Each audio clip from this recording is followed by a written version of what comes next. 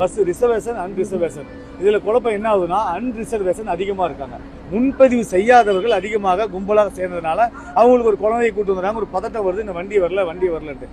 வணக்கம் மக்களே, நீங்க பார்த்துட்டு இருக்கக்கூடிய இந்த காட்சி கிளாம்பாக்கம் பேருந்து நிலையத்தில் நடந்தது.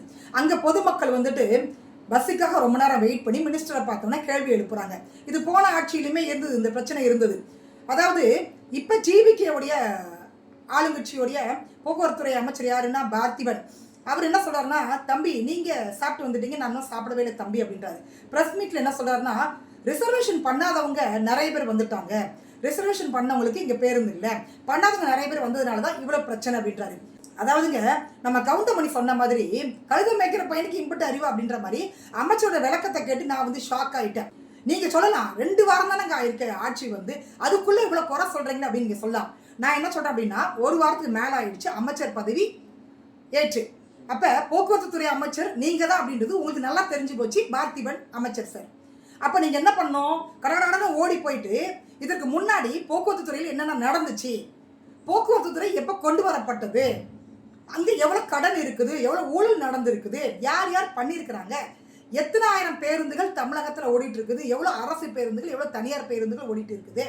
அப்ப வருஷம் வருஷம் தமிழக பட்ஜெட்ல இதுக்கு முன்னாடி உள்ள அரசுலாம் எவ்வளவு நிதி ஒதுக்கி இருக்கிறாங்க, அந்த நிதி என்னாச்சு, இப்ப ஆண்டுக்கு 10,000 பேருந்துகள் புதுசா கொண்டு வரணும். 15 வருஷம் ஆச்சுனாக்கா அந்த பேருந்து பழுது அடைஞ்சுன்னா பழுது பக்கணும், இல்லைன்னா தூக்கி போட்டு வேற பேருந்து வாங்கணும். இந்த வரலாறு ரொம்ப சிம்பிளுங்க. ஒரு போக்குவரத்து துறை ஒரே ஒரு துறைக்கு தான் நீங்க அமைச்சர். அப்ப அந்த துறையில என்ன நடந்தது, இதுக்கு முன்னாடி நீங்க என்ன சொல்யூஷன் கொடுக்க போறீங்கன்றத ரொம்ப சிம்பிளா நீங்க விளக்கிருக்கலாம். ஆமாங்க, போன வருஷம் நிதி ஒதுக்கி இருக்கிறாங்க, அந்த நிதி என்ன ஆச்சு, அதுல எவ்வளவு புதிய பேருந்துகள் வாங்கப்பட்டது, எவ்வளவு பழுது பார்த்திருக்கிறாங்க. சரிங்க, பேருந்துகள் பற்றாக்குறை இது சொல்லதுக்கு அமைச்சருக்கு தெரியல.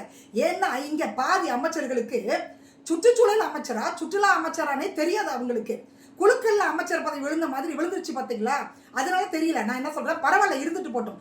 ஆனால் போய் படிங்க, உங்க துறை சார்ந்து போய் படிங்க, இதற்கு முன்னாடி என்ன நடந்தது, அதற்கு மாறாக நீங்க என்ன பண்ண போறீங்க அப்படின்றத நீங்க படிச்சாதானே கேள்வி கேட்கக்கூடிய மக்கள்கிட்ட நீங்க சொல்ல முடியும். போன ஆட்சியில் இதே பிரச்சனை இருந்தது, கிளாம்பாக்கத்தில் இதே பிரச்சனை இருந்தது, பேருந்து பத்தல. அப்ப இந்த முறை நீங்க அந்த குற்றச்சாட்டை முன்னாடி வச்சிருக்கலாம்.